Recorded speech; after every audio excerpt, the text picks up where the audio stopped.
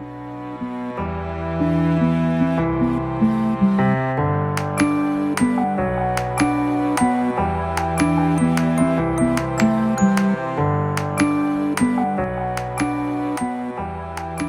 and welcome to Changmakers Show, where we speak with inspiring and influential changemakers and the people who support them, up close and personal.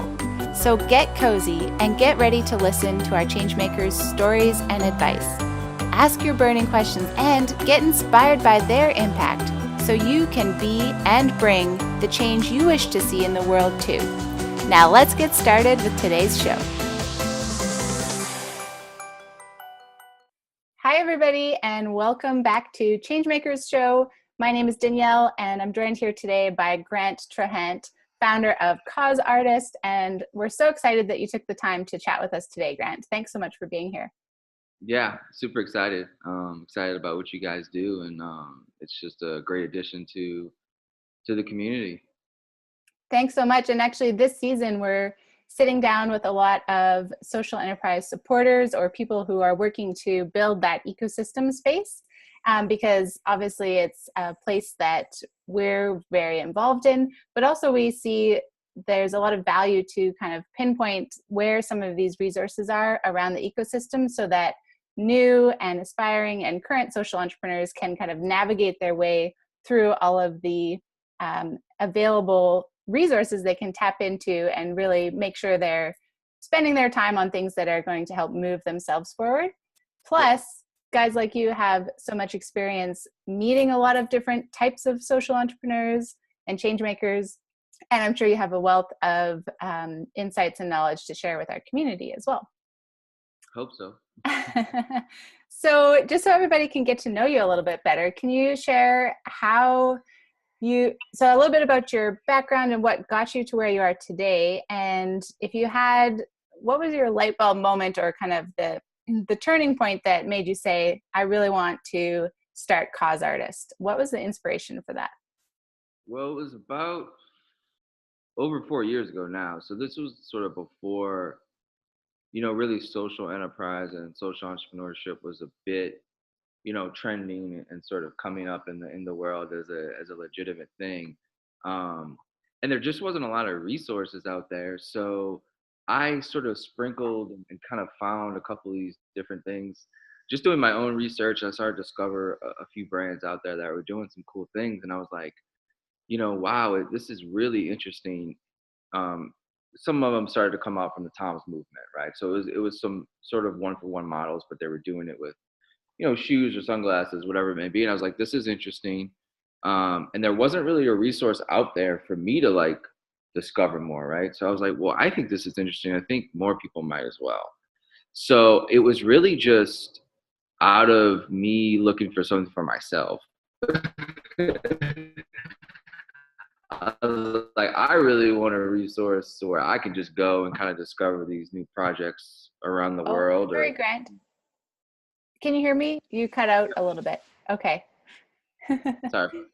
No worries. Can you just repeat, what you were saying there? So it was just out of me researching, finding out these different brands and really people doing some really cool things. And there just wasn't a resource quite yet. There are obviously now a bunch, but when I first started, there really wasn't a lot out there. And I was just like, I really like this stuff. I think it's really interesting. I think, I can kind of see the movement coming a little bit and see business sort of changing the way they start businesses really, and then also incorporating social impact models into existing businesses. And I was like, I think this is cool. Let me create something that people can go to and try to be a resource for people to learn more about this. Really just consolidating all kind of information that was out there scattered across the internet, of course, and just trying to consolidate it into one place where people can come and find out about startups around the world that are kind of doing some really interesting things. So it really just came out of not a lot of resources out there, and I wanted to be a resource to kind of bring all this information into one place. Mm-hmm. That's awesome. And it's interesting that you say that, because I started The Sedge, which is my other company, before So Len and I started working together on Changemakers Association around that time as well. And it was also out of a need to find, like, tap into the community or tap into some kind of resource hub online, because there wasn't as much happening in my own city. So it's interesting that we have kind of a similar inception point there. And I will say that you guys, Canada is really one of the leaders in a lot of different areas. There's a lot of crazy things going on in Toronto, crazy by good, in Toronto. And Crazy good. So, I mean, Canada has really, really been one of the leaders in the movement. In America, we like to think we're ahead of a lot of things, but we're often not really. So we're kind of behind, and Europe and Australia and Canada are sort of further ahead than we are in the social entrepreneur space. So kudos to you guys. Thanks for the shout out to Canada. But that's the amazing thing about the internet too, right? Is that we can all come together around these hubs of information and interests, regardless of where we live. So that's definitely a really neat thing about working online in this space. Yeah. So if you were to go back in time and start Cause Artist again, would you do anything differently, or what's kind of the biggest learning you've had since you started? And maybe we should you kind of said that it's a hub. Did you have to just back up a step? What was your vision when you started Cause Artist? That's a good question, because there really wasn't one.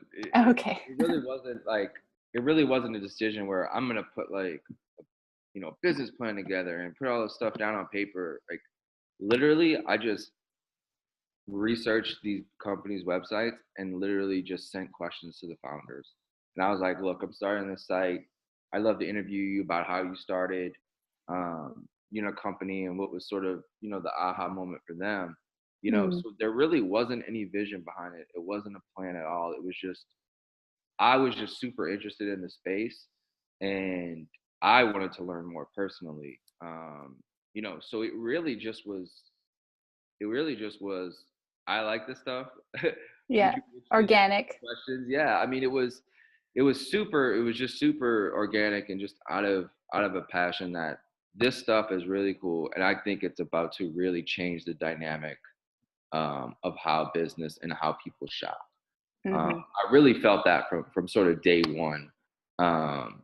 So to go back to your question, I don't know that I would change anything, because there wasn't a blueprint, right? There wasn't any strategy behind it. With that is probably a negative, right? That I didn't go into it with more of a plan. The vision is just always been to highlight people doing amazing things around the world. I mean, at its core, that's all it is, and it probably what it'll always be, at its foundational level. It won't be, things won't shift. I mean, obviously there'll be different things as media grows, and, video stuff comes into play a little more, and, obviously audio and podcasts are good. So there might be more tentacles that happen with it, and there will be more tentacles happen with it. But at its core, it's just always been about spotlighting people who are changing the dynamic, in business or tech or fashion, and all these different facets. That's great. And I'm curious too, is your team, so you started really organically and we're having these conversations and then documenting it and pulling everything together.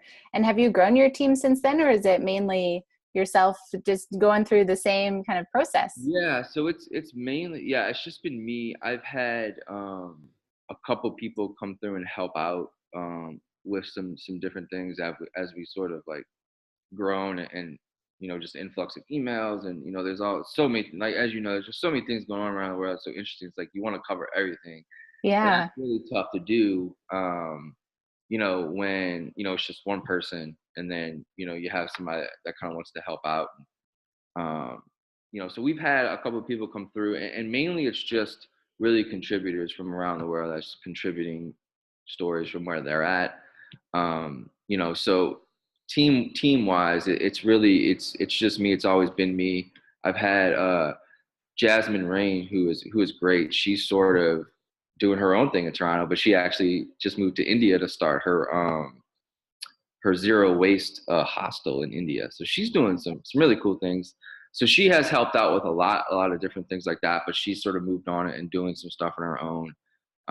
So it's really just been contributors wanting to contribute something to the site, and that's sort of what the team has been. It just people around the world willing to kind of tell stories of things that they're going on in their community. But day to day, it's just been me. So hmm that's always tough, obviously, trying to do everything. Wearing all of the hats. Actually, that's a good question to pop in, because a lot of our audience is also growing their own social enterprises, and some are working as supporters as well as coaches, or helping social entrepreneurs with certain skill sets, or more on the ground in service of different beneficiaries, different groups.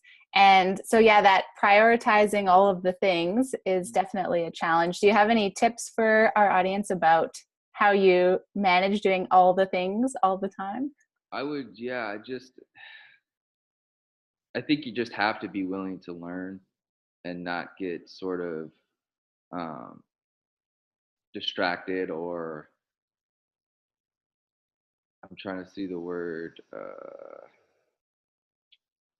I'm not sure. I can't find it, but just be willing to learn all kind of different platforms and see which Mm, one works for you the best. I think that with products and images, there's so many good channels out there. Obviously, Instagram is great. So I would just say concentrate on one network that you feel can really empower your brand, right? mm, Instagram is obviously a big one right now. So if your brand's basically based around a product, you know, just like destroy yourself in learning the ins and out of Instagram, right? Or if it's Pinterest, like just dive in on how to. I mean, you can run your business off of one network if you just know how to do it, right? And you really concentrate on learning it and how it works, you know, or if it's YouTube, whatever it may be. But if you just concentrate on one, and just really just start your business like that, because it can be a sustainable way. And through that, obviously, you build your email list out. That's numero uno for sure. mhm.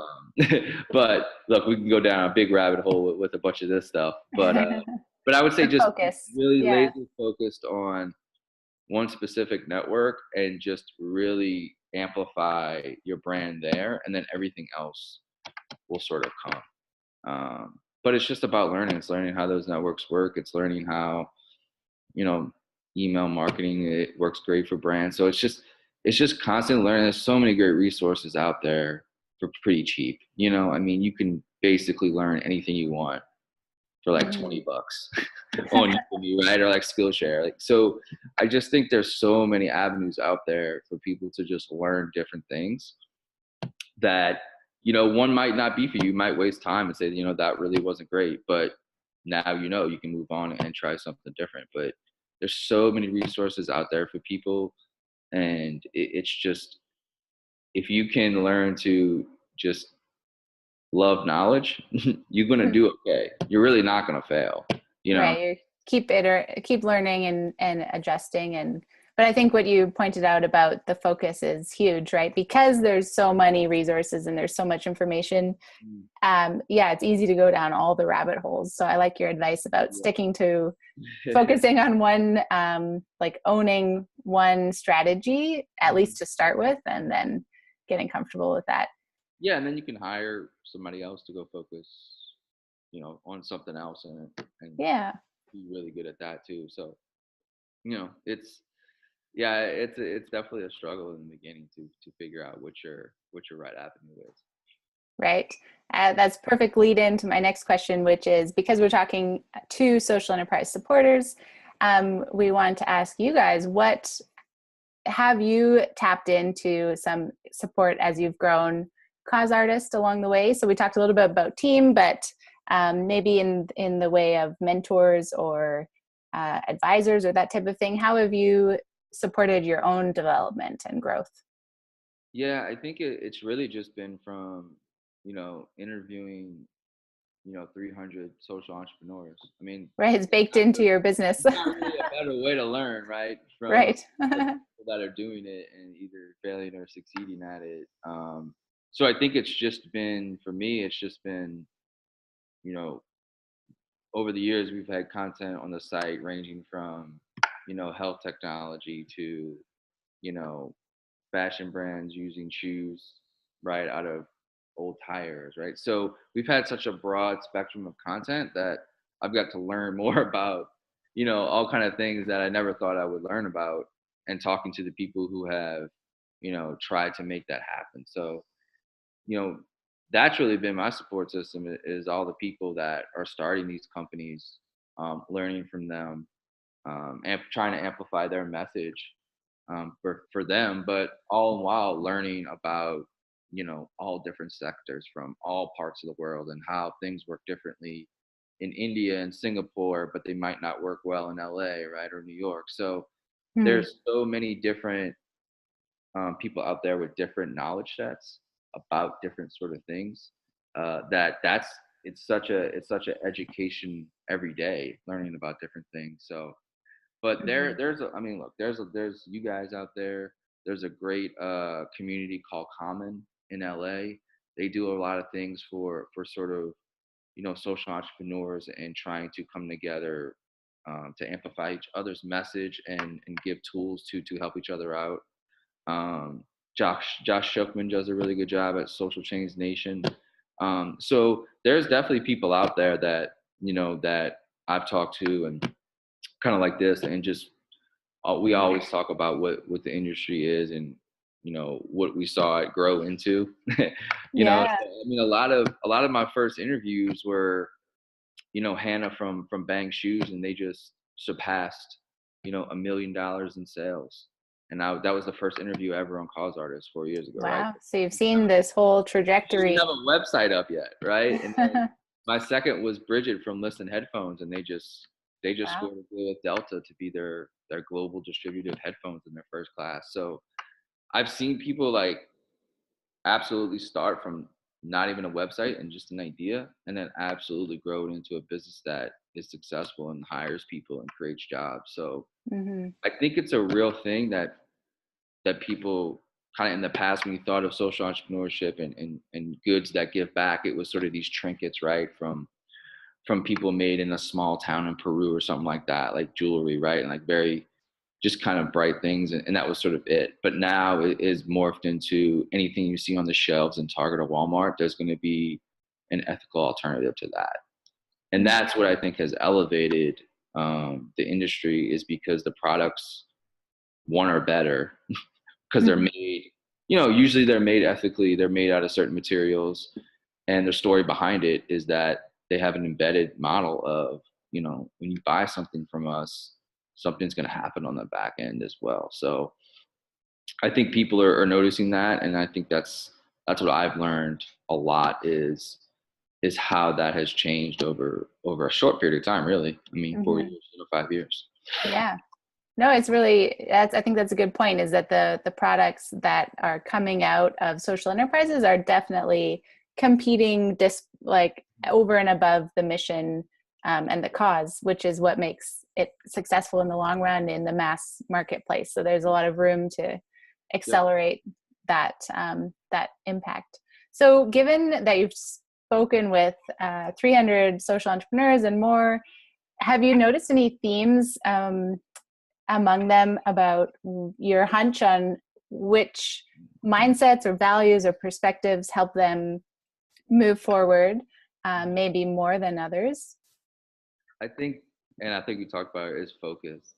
Focus, Focus yeah. is such a huge, dynamic to have, to be very sort of, successful is a weird word because you can define that in a bunch of different metrics. But, Yeah. you know, by success, I just mean be in business, right? And like employ. Sustainable. Yeah, I mean, Yeah. success can be very simplified, right? And I think that's it. It's just a sustainable business that does does good, hires people, creates a great work environment for their employees or their supply chain. Success can be very minimal. So, but for everyone that I've seen, it's just they have been laser focused on, I think in the beginning, one product. I think it's tough when, you want to start a brand, right? Or you want to start a line of things. It's very difficult to kind of do that without a lot of capital and a big team. So I Hmm. think the one big successful thing I've seen is focused on a singular product, whether it's like shoes, socks, headphones, jeans, right? Fairphone came out, they made a phone and that was it. Yeah. They still only make a phone. I hope that they start making more digital products, but they were laser focused on making one product and making it the best it can be. So, and if it's not a product, right? I mean, it's different if you're sort of have some type of digital stuff or whatever I mean, but you to be focused, and it's a problem that I have because I have a bunch of things going on. Staying focused for me is very difficult.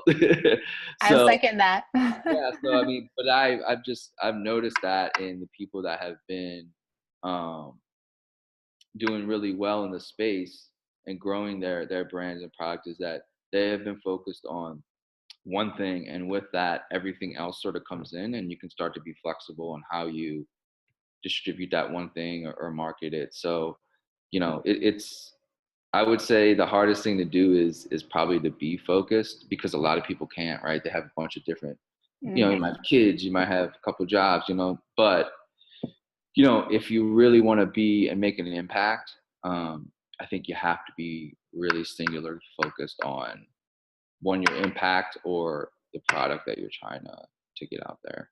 Hmm. Yeah, well said. And it's difficult, I think, because if a social entrepreneur is so passionate about a cause and they really see a lot of ways they could impact the outcomes and people's lives, and so it's hard to focus the business so that Yeah. can be really successful in that one path. I have to ask, I was noticing your watch. Is it a pluralist watch by It any is. chance? Yeah. Awesome. We had Mahib on the show last season, Yeah. and I thought it was a bit risky to ask, but I was like, I think No, that's a totally. Yeah. plural. Like, another Awesome. perfect thing, another example, like they're focused on watches. Like Speaking of, hopefully yeah, they stay super focused on watches and sort of really start to gain a little momentum. I think their idea is pretty cool and nifty, and you know, totally. they can they can stay focused and keep growing a little bit. I would say That's E1 is also an amazing watch too. So they make which watch one? E1? called E1, and Okay. essentially it's made for the blind, um, Hmm. but it's also made for people that can see as well. So it's kind of this interesting like dual design they've created because it's weird because if you can't see, like they only had watches that would like speak the time to you. It was like kind of weird, right? Like if you're like in church or in a class and it's like you can't tell time. It's just one of those things that you don't think of, right? And Mm. this the creator of E1, we interviewed him and he was just an interesting concept. But that's another great watch company as well. Awesome. So many great examples. I love it. So just as we kind of start to wrap up our conversation here, I'd love to hear your thoughts about where you see the social enterprise, social entrepreneurship, social innovation space in, let's say, in 5 years, Hmm. Hmm. Well, I given think that you've gone 4 years in since you started, and then what do you think can yeah. happen in another 5 years? Well, I think it's definitely going to keep growing. I think the biggest growth I think will be from possibly like legal standpoints. So I Mm, think a lot of countries have more than the US, they have like, legal structures for social impacts and impact brands and things like that. So I think you'll start to see that come in the legislation more here in America at least. Um, but and then I think you'll start to see bigger brands hop on the wagon, right? So Adidas mm, is already doing it. They have a line made out of, their fish nets that they grab from the ocean and make shoes out of it. Great idea, right? Really cool idea. Um, and they had one product, now they have like four or five mm, with that sort of idea. Timberland did a shoe and kind of a bag um, with the Thread Company. They take water bottles from the ocean in Haiti and they make thread out of it. So I think you'll start to see these bigger brands actually start to embed it in their product lines, which is cool. I mean, that's great, right? But it's like, but then the rest of your other side of things is like not sustainable nor probably ethical, right? So it's sort of a weird dynamic to where I think you'll see a lot more of bigger brands try to come into play. And I actually think you'll start to see some of these companies perhaps try to get bought out by these bigger companies, Mm.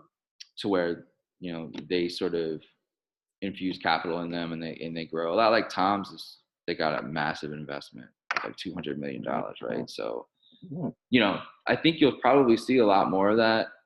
Maybe not at that scale, but I do think that these businesses will keep growing. I think there'll be more and more that come.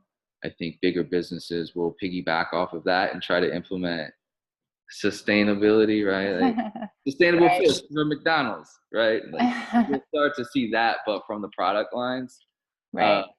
which is That, great because that that will means open up a whole new conversation. Or that not a new one, but it'll bring it more to the forefront, right? that means it's working though, right? That means Yeah. consumers are shifting, Yeah. that they're buying power, and that's how you change the world, right? We can do a bunch of different things to change the world, but literally the easiest thing you can do is shift your purchasing power.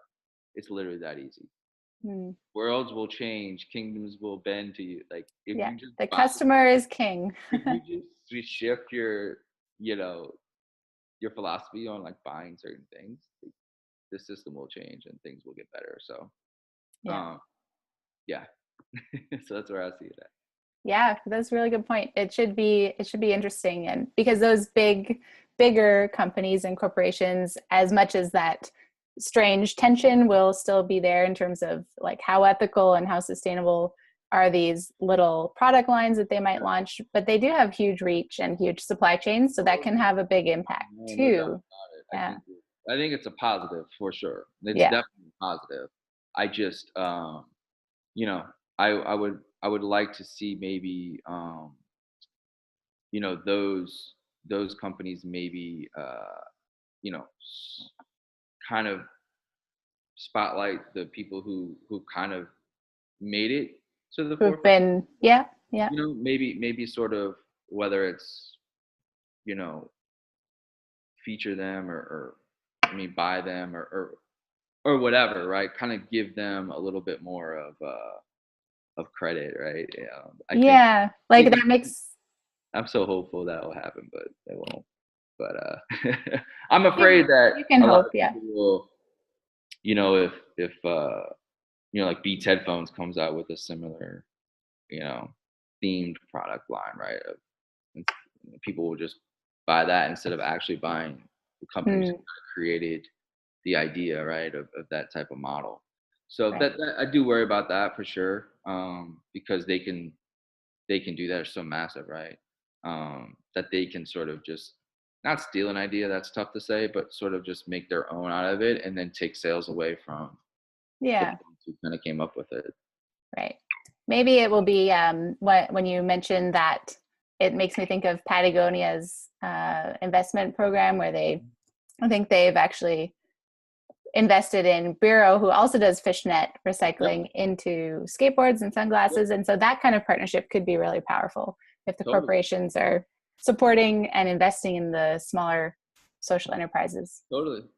I think it's tough because Patagonia can do it because they're not a public company, right? Yeah, and they've been doing that kind of thing for a long They have time. a So. lot of, but a lot of these bigger companies, it's tough for them because they have shareholders, right? And like, you know, they their shareholders are going to say, hey, we're going to like invest money in this stuff, and kind of do all these social good stuff, and if the market doesn't respond well to that, then they'll stop doing it, right? So Mhm. it's such a weird dynamic for these bigger companies, because it costs money to get like an ethical supply chain. It's like it costs Crazy. money, right? So and if that brings your stock price down, then they're not going to do it, right? So that's it's such a weird dynamic when you actually try to invest and spend money in doing good. If the market doesn't respond to it, then they won't do it. right? So back to the consumer, like you Back said. to the consumer, say, okay, then we're gonna just buy from these smaller brands and things like that. So that's it's such a weird dynamic. Is that's the interesting thing to watch for is you know how much money these big companies spend on it because if they don't see value from it in the short term, then they might not continue to do it, and that might be beneficial for the smaller brands. Right. Um, so we'll see. So time will tell. And what about for cause artists? Where do you see cause artists in the next 5 years? That's a tough question. I don't know. I think it's just continuing to kind of get into more of the different media spaces. I think video is interesting. Uh, we're kind of looking into doing some video stuff with some companies and things like that. I think a podcast is an obvious one and an easy way to go. So I think it's just being more of a voice in different mediums for these startups and these companies that have got out of that startup stage and actually have made some significant progress and sort of share those ideas and stuff with people. So I think it's just keep going with a foundational idea of kind of interviewing these people from around the world doing cool things and just doing it in different mediums from print on the web to audio and video. So Yeah, wonderful. Well, we'll stay tuned and keep our eyes on Cause Artist for some of those new channels opening up. And where can people find you? Speaking of that, I mean the website, obviously, but do you have other channels as well? it's just at Cause Artist on basically every network. Awesome. So, Nice and simple. nice and simple. So yeah, that's the easiest way to do it. Email is Wonderful. grant@causeartist.com, so anybody can always reach out that way as well, of course. Great. Yeah. Well, thank you so much, Grant, for joining us for the show. We really appreciate that and excited to share this with the community. And if you guys are watching, please go check out Cause Artists if you aren't already on the newsletter. I know I have gotten it in my inbox for a long time now and enjoy checking out all the stories that come through. And yeah, we'll stay in touch with you, Grant, over the next little while. And if you have any news or updates you want to share with the community, definitely let us know and we'll pass those on. Okay. Yeah, so that's it for today, but we'll stay in touch. Thanks. Okay, thanks. Bye. Did you enjoy this episode? Never miss a show by signing up for updates at www.changemakersassociation.com/show. Or if you're on Facebook right now, type the word show in the comments below to get notified directly inside Facebook Messenger before we go live with new guests.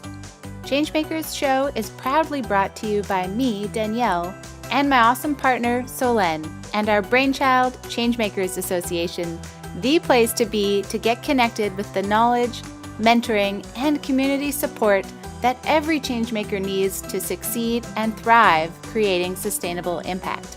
We hope to stay connected with you and see you soon.